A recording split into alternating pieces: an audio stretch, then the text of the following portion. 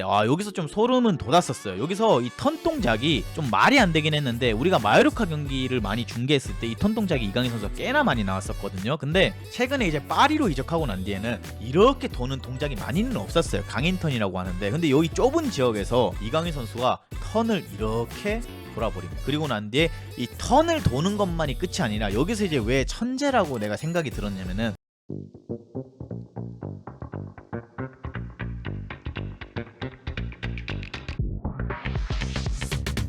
자, 이건 이제 오늘 새벽 5시에 열렸던 이강인 선수의 챔피언스 리그 경기 브레스트와 전인 경기인데요. 브레스트와 같은 경우에는 저희가 이제 리그왕 경기 중계하면서도 많이 접했던 팀이고, 현재 지금 리그왕에서조차도 뭐 상위권에 진입해 있는 팀은 아닙니다. 현재 리그 9위에 위치해 있기 때문에 어떻게 보면 객관적인 전력상 PSG에 비해서 많이 부족한 팀이고, 그리고 오늘 치러졌던 이 경기도 대부분의 전문가들은 이제 파리의 승리를 점쳤었어요. 이미 1차전에서 3대0 승리를 거뒀던 파리이고, 이번에는 홈구장에서 치러지는 경기였기 때문에 상당히 많은 득점을 하면서 파리가 왜 리그왕에서만 센 팀이 아니고 챔스에서도 경쟁력이 있는 팀인지를 좀 증명을 했던 경기인데, 이날 이제 이강인 선수 같은 경우에는 후반전 59분에 이제 파비앙 루이스랑 교체 투입이 되면서 그라운드를 밟게 되었어요. 아쉽게도 많은 팬들이 선발 라인업에 없다는 게 좀 아쉽긴 하지만, 어쨌든 매경기 꾸준하게 엘리케 체제 아래에서 기회를 부여받고 있다는 게 저는 긍정적이라고 생각을 하고,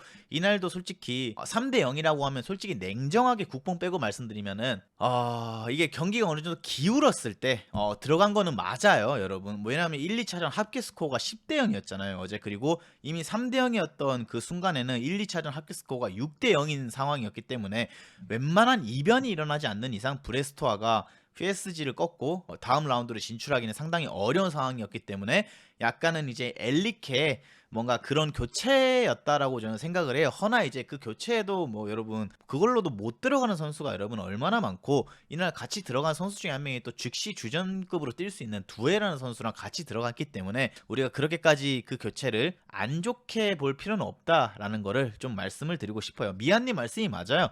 어쨌든 뛴다는 게 중요한 겁니다. 교체 투입돼서 이제 이강인 선수가 후반전에 이제 중앙 수비수에 위치해 있는 파에한테 요 사이 공간에서 공을 받게 됩니다. 그래서 이강인 선수가 여기서 공을 받아서 싹 돌아서게 되는데, 어제 이제 이 터치부터 좀 남다른 게, 일단은 브레스토아가 어제 딱 경기 보면은 약간은 그냥 포기를 좀 했던 것 같아요. 수비 라인에 5명의 선수가 보이고 이 미드필더 라인에 2명이 이렇게 펑텅 비어있는 모습이 보이죠. 그리고 이 4명의 선수들은 우리 그냥 2판 4판이다, 오늘 경기 뭐 어떻게 뛰든 일단은 떨어진 게 어느 정도 기정사실화가 되어 있고 라인을 올리겠다라는 약간 느낌이었기 때문에 미드필드에서 이렇게 좀 편안하게 공을 받는 모습을 볼 수가 있었습니다. 그리고 한데 이강인 선수가 돌아서자마자 이게 하킴이랑 이강인이 이건 국뽕이 아니라 이번 시즌 조합이 진짜 잘 맞아요. 왜냐하면은 하킴이 이강인 덴벨레가 뛸 때, 혹은 덴벨레가 없더라도 하킴이 이강인이 뛸 때를 보면은 하킴이는 이강인이 이 선수는 나한테 이런 패스를 넣어줄 수 있는 선수라는 걸 아는 것 같아요. 그러다 보니까 그냥 하킴이는 이강인이 탁 여기서 턴하자마자 이 선수는 단터치가 거의 없고 간결하고 심플하게 나이가 뛰는 공간 안에 패스를 정확하게 넣어줄 수 있는 선수라는 걸 인지하고 공간으로 뛰어 들어가게 되죠. 그러다 보니까 이강인이 여기서 굳이 한 번, 두 번, 세 번 터치하면서 수비 라인이 내려가는 공간을 주지 않고 원터치 만에 바로 이렇게 패스를 찔러 넣어주게 됩니다. 그러한데 하키미가 이 공을 받아서 이제 낮고 빠르게 반대편에 올라오는 멘데스에게 연결해주게 되고요. 멘데스가 여기서 들어가면서 마무리를 하면서 팀의 4번째 득점을 만들어 놓는 모습을 볼 수가 있죠. 이것도 사실상 뭐 이강인 선수의 기점이라고 볼 수가 있어요. 근데 저는 이강인 선수의 플레이를 보면서 가장 깨끗한 부분 중 하나가 뭐냐 했을 때, 일단 저는 개인적인 좌우명 자체가 미드필더라면은 터치가 많으면 안 된다라는 주의예요. 왜냐면은 결국 미드필더라는 그 위치 자체가 수비 라인과 공격 라인 혹은 왼쪽에서 오른쪽으로 전개 과정을 거치는 그냥 허리 역할이라고 생각을 한단 말이에요. 그러면 그 허리 역할에 맞는 선수들은 뒤에서 넘어온 공을 빠르게 전진적으로 넣어줄 수 있어야 되고요. 그 다음에 왼쪽에서 오는 공을 빠르게 반대편에 있는 오른쪽으로 순환을 시켜줄 줄 알아야 되는 게 미드필더라고 생각하고, 그게 잘하는 선수라고 저는 생각을 합니다. 물론 박스 투 박스로 잘하는 선수들, 피지컬이 좋은 선수들, 뭐 예를 들면 주드 벨링엄 그리고 포그바 이런 선수들 같은 같은 경우에는 워낙 자신의 신체적인 부분이 좋기 때문에 이런 위치에서 공을 잡았을 때 밀고 들어가는 역할도 많이 보여주지만 이강인 선수는 그 선수들에 비해서 신체적인 조건이 약간은 불리하기 때문에 본인이 어떤 부분이 강하고 어떤 부분이 약한지를 정확하게 인지해져 있는 것 같아요. 그러다 보니까 이런 위치에서 공을 잡았을 때 상당히 심플하게 공을 처리하는 모습을 볼 수가 있었습니다. 대표적으로 파비앙 루이스가 이 팀에서 가장 잔터치가 많은 선수고 그 다음에 이제 ML이라는 선수가 쓸데없는 터치가 많아요. 그래서 그 선수들이 뛸 때 보면 좀 답답할 때가 많은데 반대로 이강인은 정말 간결하게 경기 흐름을 살려줄 줄 안다라는 걸 좀 말씀드리고 싶습니다. 그리고 난 다음 장면에서는 세레브레이션을 하고 여기서 이제 이강인 선수가 패스 넣는 타이밍을 딱 보시면은 원터치 이후에 바로 이 패스가 들어가게 됩니다. 그러다 보니까 지금 브레스토아가 뭐 라인이 높다 혹은 라인이 낮다, 라인이 정교하지 않다 이게 아니에요. 지금 5명의 수비수를 뒤쪽에 이렇게 배치를 해놨지만 결국에는 이 미드필더의 위치에 있는 천재성이 있는 선수의 킬패스 한 방에 이 5명의 라인이 무너지는 모습을 좀 볼 수가 있고 하키미도 처음에 이 위치에 서 있었는데 이강인이 여기서 공을 잡자마자 이렇게 뛰어 들어가면서 패스를 받는 모습을 좀 볼 수가 있었죠. 그리고 패스 타이밍과 강도조차도 확실하게 깔끔했다라는 걸 좀 느낄 수가 있었어요. 자, 그리고 그 다음 장면도 이제 이강인 선수가 손을 번쩍 들면서 이번에는 사이드에 위치해 있고 사이드에 위치했을 때는 하키미가 또 영리하게 안쪽으로 이렇게 들어가주는 모습을 볼 수가 있어요. 그래서 이번 시즌 솔직히 세계 5대 리그에서 가장 잘하고 있는 감독이 누구냐 했을 때는 아마도 많은 분들이 슬롯 혹은 엘리케를 꼽을 거라 저는 생각을 합니다. 근데 저는 슬롯보다도 더 대단한 감독이 엘리케라고 생각을 합니다. 왜냐하면 이런 디테일한 점까지 엘리케는 살려주는 감독이거든요. 이강인 선수가 이날도 미드필더 위치로 뛰고 있었지만 오른쪽 측면으로 나와서 뛸 때가 있을 겁니다. 그랬을 때는 이제 하키미가 로테이션 겸 이렇게 안쪽으로 들어가면서 이강인 선수의 자리를 또 메꿔주는 모습을 볼 수가 있죠. 이게 진짜 제대로 된 인버티드 풀백이다. 그래서 여기서도 사이드에 있는 하키미가 이강인 선수한테 패스를 해주게 되고 이제 PSG한테 칭찬해주고 싶은 거는 이강인이 그냥 이렇게 스탠딩하게 공을 잡았을 때는 토트넘처럼 이렇게 짜장 배달을 막무가내로 나가지 않아요. 여기서 이제 보시면은 이강인 선수가 반대발이죠. 여기서 공을 잡고 본인이 한번 스텝으로 안으로 밀고 들어갈 때 하키미가 뛰어 들어가는 모습이 보여지죠. 그래서 이게 자리도 안 겹치고 타이밍도 너무 완벽한 하프 스페이스 침투라고 보시면 돼요. 이 전짠면에서 보시면은 하키미는 분명히 패스를 주고 전방을 바라보고 있습니다. 두에가 어디 있는 위치에 따라서 내가 어떻게 뛰어야 될지를 인지를 하고 있다는 거죠. 이런 디테일한 게 여러분 대단하다라는 걸 말씀드리고 싶습니다. 그리고 여기서도 두에도 똑똑한 게 내가 이미 이 위치에 있고 강인이 형이 공을 잡았을 때 내가 이 위치에서 뛰면 수비수 시야에 보이기 때문에 별로 효율적인 움직임이 되지 않는다. 그렇기 때문에 나는 뛰지 않고 강인이 형이 안으로 쳤을 때 나는 뒤로 쓱 빠져주면서 수비를 끌어들이고 오히려 이 빈 공간을 하키미 형이 뛸 수 있게 만들어주겠다 라는 거를 좀 느낄 수가 있었어요. 그래서 여기서도 이강인이 안으로 치고 정말 정교한 타이밍에 하키미가 뛰는 공간에다가 패스를 넣어주게 됩니다. 그래서 이게 축구에서 뭐 버스를 세운다 혹은 뭐 수비 숫자를 늘린다 벽이다라는 말을 많이 하는데 결국에는 브레스토아도 5백을 세웠지만 대량 실점을 했어요. 그렇기 때문에 여러분 이런 킬패스 한 방이면은 이 수비 라인에 아무리 많은 숫자를 세워놔둬도 좋은 타이밍과 좋은 패스만 있다면은 얼마든지 뚫을 수 있다라는 거예요. 우리가 너무 어렵게 생각하는 게 5백이면 뚫기 어렵다 뭐 버스 세우면 뚫기 어렵다라고 하는데 엘리케는 상대가 버스를 세우더라도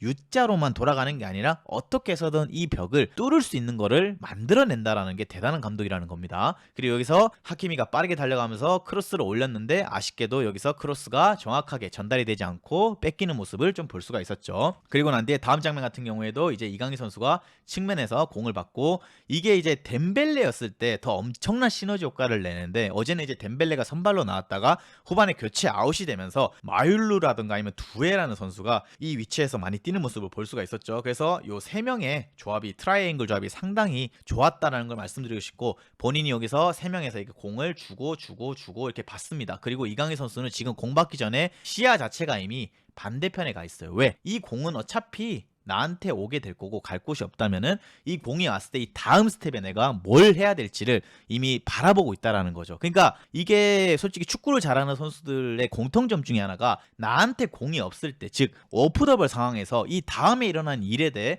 먼저 생각하고 관찰한다는 게 좀 축구를 잘하는 선수와 못하는 선수의 차이라고 보시면 되는데 이미 이강인 선수의 시야는 이 반대쪽에 있는 패스를 줘야 될 선수를 찾고 있는데 집중이 되어 있다는 것을 좀 볼 수가 있습니다. 그리고 나서 공이 이제 하키미에서 마율로한테 넘어가자마자 이강인이 빠르게 안쪽으로 침투하면서 이 리턴 패스를 받기 위해서 움직이는 모습을 좀 볼 수가 있죠. 그리고 난 뒤에 이강인이 이 공을 받아서 야, 내가 이전에 하키미가 공을 갖고 있을 때 이 반대편 상황을 봤는데 반대편에 아직까지 하무스가 뭔가 침투를 한다라던가 액션을 취하고 있지는 않아. 그렇기 때문에 난 여기서 무리하게 내가 안쪽으로 몰고 들어가기보다는 이 패스가 다시 나왔을 때 다시 하키미한테 넘겨주는 게 좋겠어 라는 판단이 들었던 것 같아요. 그러다 보니까 이 리턴 패스가 나왔을 때 하키미가 또 역시나 뛰고 있는 모습이 보여지고 이강인은 하키미가 뛰는 공간에다가 알맞은 패스를 넣어주는 모습을 볼 수가 있죠. 그러다 보니까 하키미가 또 편안한 자세에서 전진적으로 공을 잡고 공격을 만들어갈 수 있는 장면을 볼 수가 있었습니다. 그리고 아쉽게도 여기서 하키미의 크로스가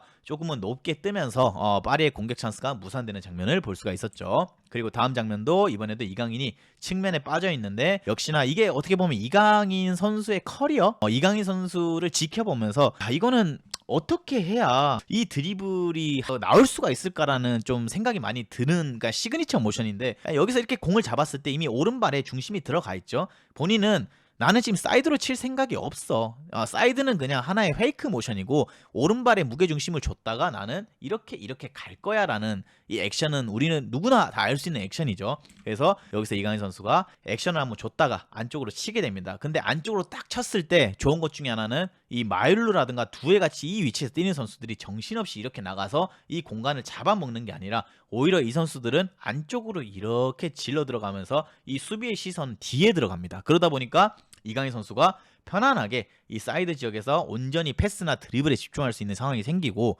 그러고 난 뒤에 이강인이 뒤로 백패스를 하고 오히려 본인이 안쪽으로 들어가게 됩니다. 그러고 난 뒤에 이강인이 들어가서 이번에도 하키미의 볼을 다시 한번 받아내는데 여기서 좀 소름은 돋았었어요. 여기서 이 턴 동작이 좀 말이 안 되긴 했는데 우리가 마요르카 경기를 많이 중계했을 때 이 턴 동작이 이강인 선수가 꽤나 많이 나왔었거든요. 근데 최근에 이제 파리로 이적하고 난 뒤에는 이렇게 도는 동작이 많이는 없었어요. 강인 턴이라고 하는데, 근데 여기 좁은 지역에서 이강인 선수가 턴을 이렇게 돌아버립니다. 그리고 난 뒤에 이 턴을 도는 것만이 끝이 아니라 여기서 이제 왜 천재라고 내가 생각이 들었냐면은 턴을 하는 것까지는 할 수는 있어요. 그래. 근데 자세히 보시면 이 경기 영상을 돌려보신 분들은 아시겠죠? 제가 이 장면 한 10번은 돌려봤거든요. 이게 돌고 나서 이강인 선수도 수비가 너무 바짝 붙어 있으니까 이거는 동작만 취해서는 이 수비를 떨어뜨릴 수 없다. 난 이미 무게중심이 이뤄졌고 그 다음에 이 다음 스텝에는 패스를 선택해야 돼라는 게 인식이 됐던 것 같아. 그러다 보니까 돌고 난 뒤에 이강인이 이 왼발 끝으로 공을 살짝 건드려서 앞에 있는 하무스에게 전달까지 합니다. 그래서 여기 자세히 보시면은 턴하고 난 뒤에 이 턴이 끝나고 난 뒤에 자기가 공을 뺏길 걸 어느 정도 염려를 하고 난 뒤에 왼발로 앞에 있는 하무스한테 공을 앞꿈치로 툭 건드려서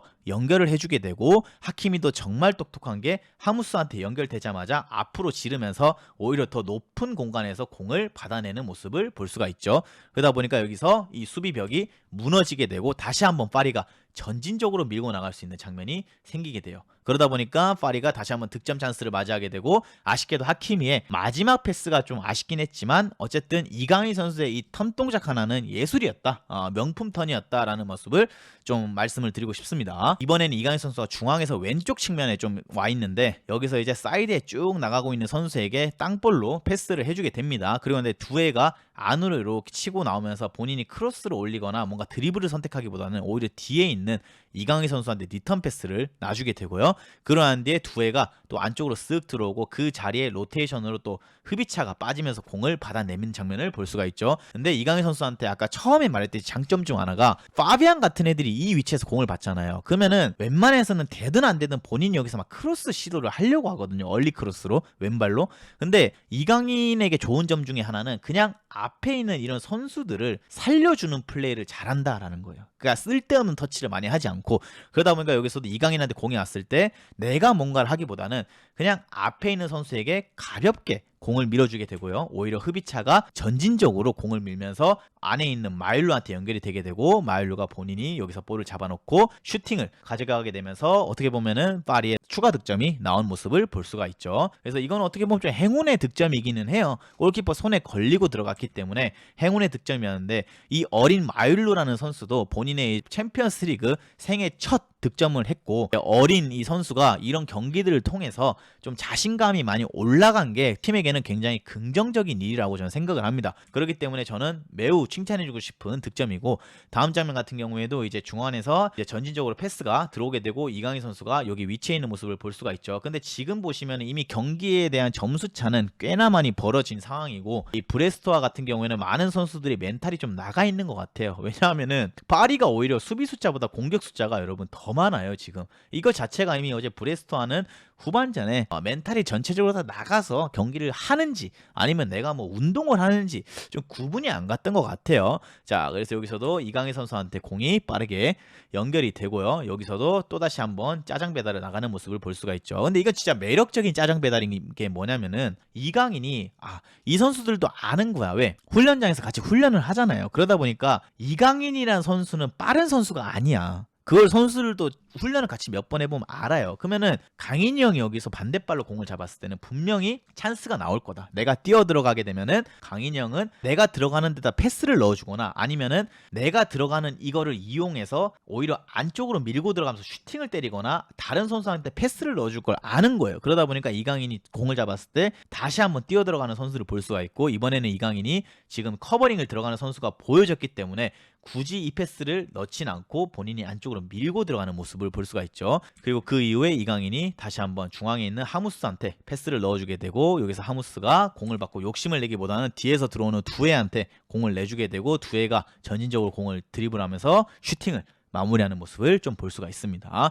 그래서 어제는 이강인 선수가 이제 뒤늦게 들어가기도 했고 결국에는 뒤늦게 들어갔지만 계속해서 좋은 장면들을 만들어냈잖아요. 근데 저는 진짜 좋은 것 중에 하나는 이렇게 뒤늦게 들어갔을 때 어떤 선수들 같은 경우에는 나 오늘 경기 몇 분 뛰지도 못하고 이런 경기에서 나 무조건 골을 넣어서 오늘 내 스탯이라도 쌓아야 돼, 욕심 막 내고 경기 흐름 깨는 선수들이 있거든요. 근데 반대로 어제 아쉽게도 이강인이 뭐 득점을 하거나 어시스트를 하진 못했어요. 기점이 되는 패스는 하긴 했지만, 근데 이강인은 그냥 이 지금 팀의 좋은 흐름에 같이 합류를 해가지고 오히려 경기 흐름을 살려주는 역할을 많이 했다라는 거예요. 그래서 저는 솔직히 많은 분들이 챔스에서 이강인 출전 시간이 없다, 챔스에서 이강인 공격 포인트가 없다 이렇게 얘기를 하지만, 솔직히 공격 포인트가 축구에 있어서 중요한 건 맞으나 전부가 되진 않고요. 그리고 공격 포인트가 부족하더라도 그냥 교체로 들어갔을 때 감독이 나한테 주문한 룰, 그리고 감독이 나한테 부탁하는 것들을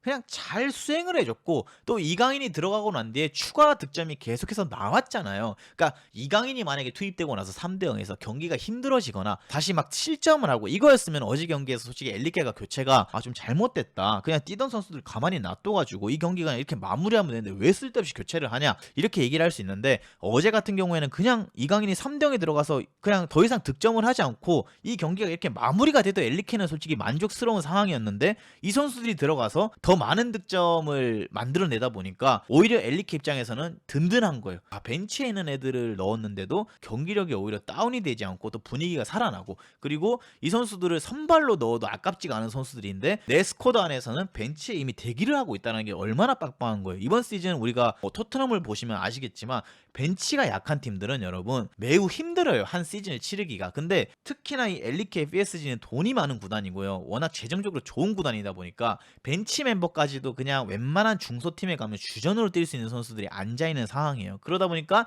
엘리케가 누굴 넣든지, 그리고 그 넣는 거 안에 종합 선물 세트에 이제 여러분 그 꾸러기 세트 보면은 참치캔 같은 거 하나씩 추가돼 있잖아요, 케찹이나. 그런 의미로 이제 마일로가 껴있는 거예요. 그러니까 엘리케 입장에서는 구단의 장기적인 프로젝트가 분명히 들어가 있기 때문에 마일로나 자그라는 선수를 써야 되는 거예요. 그런데 이 마일로나 자그 같은 선수를 지금 토트넘에 무어라든가 아니면 뭐 랭크셔 이런 선수들 쓰는 것처럼 쓸 수는 없단 말이지, 이 빅클럽에서는. 근데 이런 정말 좋은 재료들과 함께 이 선수들이 증정품으로 끼게 되면은 그래도 이 선수가 자신감도 차오르고 잘하는 선수들, 잘하는 형들 안에서 같이 섞이면서 이 선수도 커나갈 수 있는 환경을 자연스럽게 조성을 해준다는 거예요. 그래서 이게 진짜 여유 있는 백업이고 여유 있는 교체라고 저는 좀 생각을 많이 해봅니다. 토트넘 같은 경우에는 선수가 없어서 어쩔 수 없이 끌어올려서 쓰는 느낌이라면은 PSG는 돈이 많은데 여러분 그냥 뭐 이것도 사고 저것도 사고 뭐 나 지금 통장에 돈 개 많은데 나 지금 뭐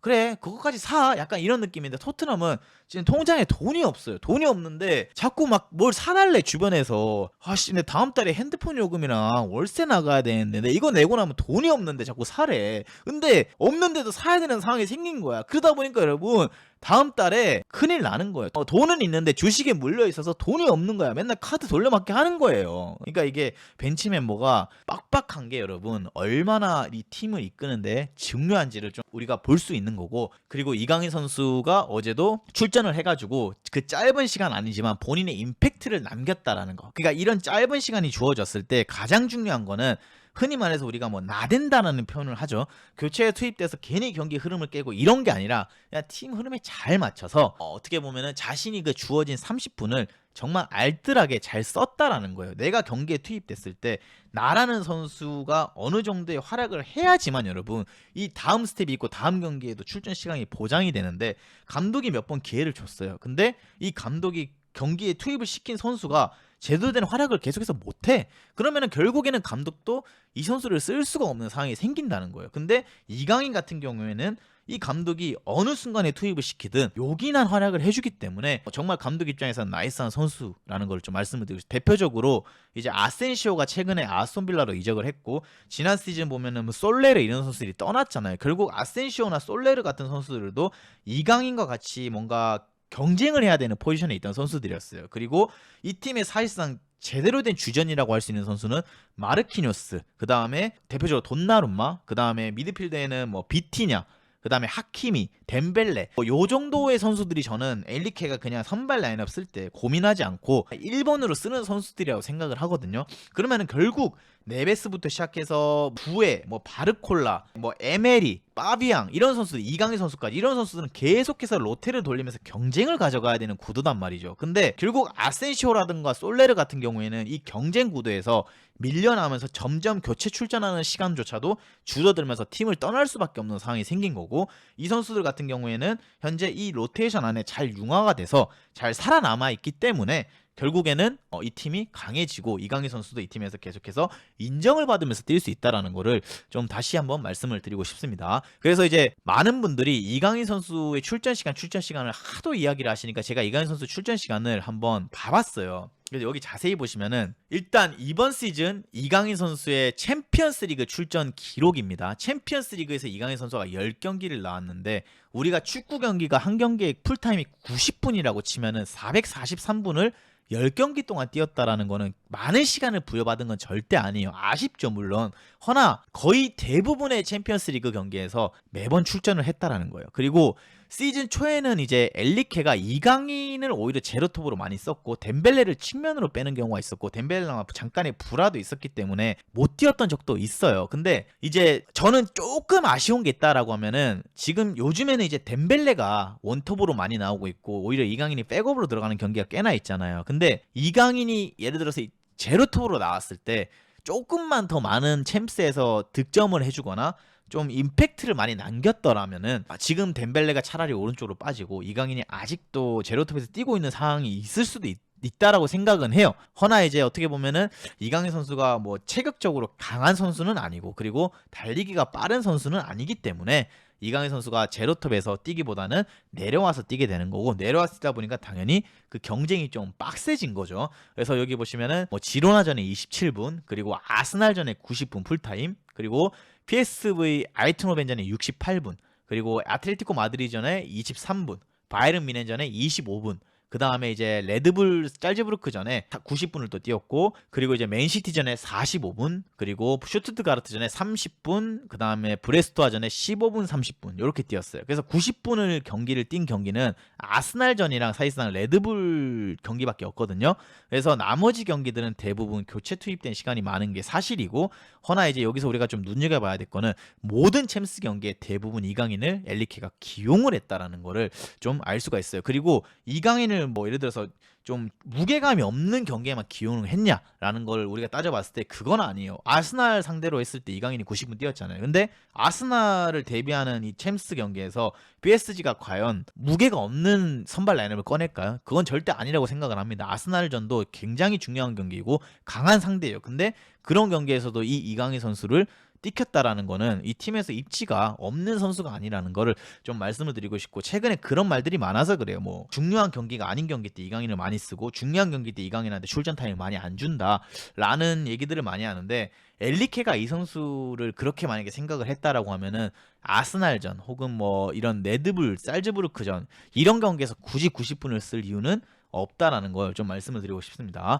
그리고 이제 우리가 좀 눈여겨봐야 될 거는 이제 리그왕에서는 이강인 선수가 사실상 뭐 1강이라고 보시면 되는데, 지금 리그왕 경기가 22라운드까지가 진행이 되었어요. 근데 이강인 선수가 리그왕 개막전 1라운드인 르하브르전부터 시작해서 22라운드인 현재 툴루즈전까지 모든 경기에서 다 나와서 활약을 하고 있는 모습을 좀 볼 수가 있어요. 근데 물론 모든 경기에서 뛰고는 있지만 출전 타임은 들쑥날쑥하긴 합니다. 근데 그게 그럴 수밖에 없는 게, 여러분, 얘네들 같은 경우는 PSG는 챔스도 나가는 팀이고 리그왕도 뛰어야 되는 팀이고 자국 내에서 열리는 컵 대회도 치러야 되는 팀이에요. 1년에 치러야 되는 경기들이 너무 많아요. 근데 이 모든 경기에서 90분을 다 뛴다는 거는 그 선수가 강철 체력이 아닌 이상은 불가능한 일입니다. 그래서 저는 이게 그냥 90분이 많이 없다 혹은 뭐 90분 경기가 꾸준하지 않다라고 하는데, 이거는 그냥 구단 차원에서 배려를 해주고 어느 정도 로테이션을 돌리는 거지, 이거 다 90분 뛴다고 해서 저는 좋은 건 아니라고 말씀을 좀 드리고 싶어요. 그래서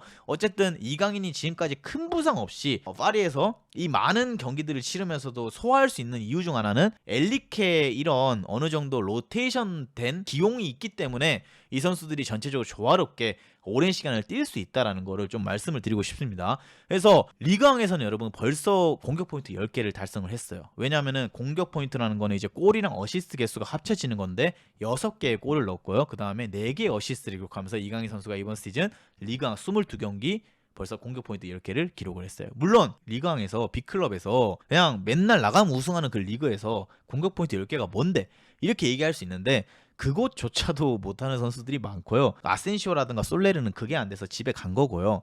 이강인 선수 같은 경우에는 이 뭐 많은 기회는 아닐 수 있지만 항상 자기가 뛸 때마다 자기 몫을 하고 있고, 득점이나 어시스트에서도 전혀 다른 미드필더들에 비해서 밀리지 않는 모습을 보여주고 있어요. 그리고 이강인의 가장 큰 장점 중 하나는 저는 어느 자리에 놓던지 자기 역할 이상을 해낼 수 있다는 거예요. 그러니까 예를 들어서 이강인을 2선에 쓴다, 3선에 쓴다, 왼쪽 윙에 쓴다, 오른쪽 윙에 쓴다, 공격형 미드필더 쓴다, 혹은 제로톱에 쓴다. 그냥 어느 자리에 넣던 엘리케 입장에서는 이강인이 좀 감사한 거는 다 소화를 할 수 있다는 거예요. 근데 파비앙 루이스 같은 선수를 대표적으로 봤을 때 이 선수를 만약에 여러분이 감독이라면은 왼쪽 윙, 오른쪽 윙에 넣기는 쉽지는 않아요. 근데 이강인은 반대로 어느 자리에 넣든 자기 역할을 해주고, 우리가 최근에 많은 칭찬을 하고 있는 비티냐 있죠. 네베스 비티냐 같은 경우에도 미드필더 안에서는 정말 좋은 선수지만 과연 이 선수들을 제로톱에 넣거나 아니면 왼쪽 혹은 오른쪽 측면에 배제했을 때 이 네베스나 비티냐가 그 자리에서 잘해줄 수 있을까라는 걸 생각해 봤을 때는 애매한 부분이 있다는 거죠. 여러분들이 한번 상상을 해보세요. 네베스가 제로톱으로 뛴다, 비티냐가 제로톱으로 뛴다. 이거는 좀 상상이 되진 않아요. 물론 잘할 수는 있겠죠. 허나 이제 이강인은 그 선수들에 비해서 굉장히 많은 포지션을 돌면서 좋은 활약을 보여주고 있다는 거죠. 그게 안 좋다는 거죠 라고 하시는데, 솔직히 저 말에도 어느 정도 여러분 일리는 있어요. 많은 포지션을 뛰는 게 좋은 건 아닐 수도 있어요. 왜냐하면 이 자리 저 자리 막 왔다 갔다 하면서 뭐 로테이션도 아니고 뭐 말은 좋지 멀티 포지션, 근데 자기의 주 종목이 없다 이렇게 생각하실 수가 있는데, 저는 반대로 그런 이제 얘기를 할 수 있는 선수들은 약간 대표적으로 옛날에 맨유에서 뛰었던 존 오셔, 여러분들이 뭐 아실지 모르겠지만 존 워셔, 그 다음에 플래처, 요런 선수들 같은 경우에는 그냥 그 선수들이 맡은 그 팀에서의 롤 자체는 주축 선수들이 빠졌을 때 어느 자리든 땜빵을 할 수 있는 선수였다면은, 이강인이 존 워셔의 포지션이냐, 그건 아니라고 저는 생각을 합니다. 오히려 이 선수는 공미 위치에서 뛸 때는 자기 역할을 그냥 200% 해줄 수 있는 선수고, 뭐 제로톱이라든가 측면에 빠졌을 때는 아쉬운 날이 있긴 하지만 그래도 괜찮은 역할을 해주고. 근데 우리가 존 워셔를 생각해 보면은 중앙 수비수 넣었을 때 존 워셔가 200% 해줄 수 있냐? 못합니다. 오른쪽 윙에 넣었을 때 200%는 아니에요. 그냥 존 워셔는 어느 자리를 어떤 평타 이상을 할 뿐이에요. 근데 이강인은 공미 자리 이강인이라면은 이강인이 컨디션이 좋은 날은 200% 이상 항상 해주기 때문에 저는 이강인의 멀티 포지션은 그렇게까지 고민할 부분은 아니라고 좀 생각을 해봅니다. 그래서 리그왕에서는 정경기 출전을 현재 하고 있고 챔피언스 리그에서는 10경기 나오고 있다라는 거를 좀 볼 수가 있습니다. PSG는 어제 경기에 승리한 이후로 이제 16강전을 준비를 해야 됩니다. 바르셀로나가 됐던 리버풀이 됐던 이제 이 두 팀 중에 하나를 만나게 되면서 진짜 제대로 된 이제 본선 무대에서 시험대에 올랐다라고 저는 봐집니다. 우리가 지금까지 막 엘리케를 많은 칭찬을 하긴 했지만 그렇게까지 막 맨시티를 제외하고 뭐 아스날 뭐 이런 팀도 있었지만 제대로 된 시험대에서 우리가 엘리케를 바라보기는 좀 어려웠어요. 근데 이번에는 엘리케 2년 차이기도 하고 1년 차 때 엘리케는 조금은 만들어가는 과정이었다면 지금은 어느 정도 저는 완성이 된 스쿼드라고 생각을 하고 엘리케의 전술이 어느 정도 심어졌다라고 생각을 해요. 그래서 이 2년 차의 엘리케 과연 챔피언스 리그에서 얼마나 올라갈 수 있을지가 가장 저는 궁금합니다. 물론 리그왕은 솔직히 저는 그냥 이미 우승을 했다라는 생각을 많이 해요. 컵 대회도 웬만해선 우승할 거야. 근데 엘리케가 결국 바라보고 있는 마지막 우승컵은 저는 챔피언스 리그라고 생각을 하고 파리도 이제 최근에 챔스를 들어올리기 위한 투자를 많이 했지만 구단주가 오고 난데 챔스 결승은 가봤지만 우승을 해본 적이 없어요. 그렇기 때문에 저는 이제는 적기가 오지 않았을까. 그리고 박지성 선수 이후로 오랜만에 코리안 리거가 소속된 이 팀이 챔스에서 우승하는 모습을 빠른 시일 내에 볼 수 있지 않을까라는 생각이 좀 많이 드는 상황이었습니다. 물론 이제 넘어야 될 산들이 많죠. 뭐 당장 리버풀, 바셀 둘 중에 한 명이 골라지면은 현재 지금 바르셀로나의 야말, 하피냐, 레반도브스키 이 미친 쓰리톱을 어떻게 막을 것이며 그리고 현재 레알 마드리드에서 미쳐 날뛰고 있는 음바페를 어떻게 막을 것이며 비니시우스를 어떻게 막을 것이며 결승을 가기 위해서 우승을 하기 위해서 넘어야 될 벽은 굉장히 많아요. 허나 우리 입장에서 우리 새벽에 이 축구 팬들 이 경기를 바라보는 이 팬들 입장에서는 너무나도 재미있는 경기가 될 것 같다라는 거를 다시 한번 말씀을 드리고 싶습니다. 오랜만에 새벽에 챔스를 기다리면서 좀 설레요. 왜냐면은 제가 마지막으로 챔스 경기를 진짜 열심히 봤던 게 손흥민 선수가 토트넘에서 결승전 가던 그 시즌에 이제 챔스 경기를 새벽 경기도 막 열심히 챙겨보고 그때 입중계를 하진 않았지만 새벽에 막 알람 맞춰놓고 일어나서 경기까지 보고 이랬는데 오랜만에 이제 이강인과 김민재 이 팀들이 올라가서 막 레알 마드리드 그리고 뭐 바르셀로나 이런 팀들 진짜 우리가 막 해축에서 막 하피냐 미쳤다 야말이 뭐 악마의 재능이 나는데 한번 붙어보는 거 재밌을 것 같다. 야말 얼마나 잘하는지 한번 내 눈으로 한번 봐보자. 그 우리가 새벽에 팬들이랑 많이 봤던 이 PSG의 이 파초 누누 멘데스를 야말이 마르키뉴스를 요리할 수 있는가 한번 봐보고 싶어요 제 눈으로. 그래서 저는 내심 16강에서 그냥 파리가 당차게 바르셀로나를 한번 맞짱 한번 떴으면 좋겠어요. 맨날 뭐 야말은 이강인보다 훨씬 뛰어난 재능이고 뭐 야말은 뭐 덴벨레를 넘었다라고 하는데 저는 솔직히 까봐야 알거든요. 안 까보면은 몰라. 그러니까 바르샤 잘하는 건 저도 알아. 근데 나는 솔직히 누누 멘데스 요즘 폼 미쳤잖아요, 여러분. 솔직히 여러분도 누누 멘데스 보면서 많이 좋다고 생각을 하실 거고. 근데 야말이 누누를 상대하는 걸 한번 보고 싶기는 해. 그리고 하피냐가 하키미를 상대하는 거 보고 싶고 레반도프스키가 마르키뉴스는 파초 상대하는 거 한번 보고 싶어요. 그래서 저는 내심 그냥 3대 입장에서 축구 팬으로서 물론 솔직히 PSG가 이기려면은 바르셀로나보다는 현 시점에서는 리버풀을 만나는 게 나은데 저는 새벽 5시 경기도 좋으니까 바르셀로나 만나서 시원하게 한번 경기했으면 좋겠다. 엘리케도 여러분 만만한 사람이 아니거든요. 그 애들이 준비하는 거에 2배로 엘리케도 준비해서 나올 거예요. 그래서 그 경기에서 이제 이강인도 얼마를 뛸지는 저도 모르죠. 제가 뭐 신이 아닌 이상 미래를 알 수는 없으니까요. 그 날뛰는 뭐 페드리, 가비 뭐 이런 미드필더진이 화려한 이렇게 대형 막 이런 선수까지 있잖아요. 그 선수들을 상대하는 이강인의 모습도 솔직히 좀 보고 싶고 개인적으로 우리가 흔히 말해서 페드리, 가비 진짜 월드스타고 막 이강인보다 뛰어나다. 그리고 뭐 대용이면 이강인보다 한 수 위다 뭐 이런 말들이 많았지만 그 대용 그 페드리 가비 한번 봐보자. 너네가 국적이 스페인이고 유럽에서 뛰니까 각광을 받는 거지.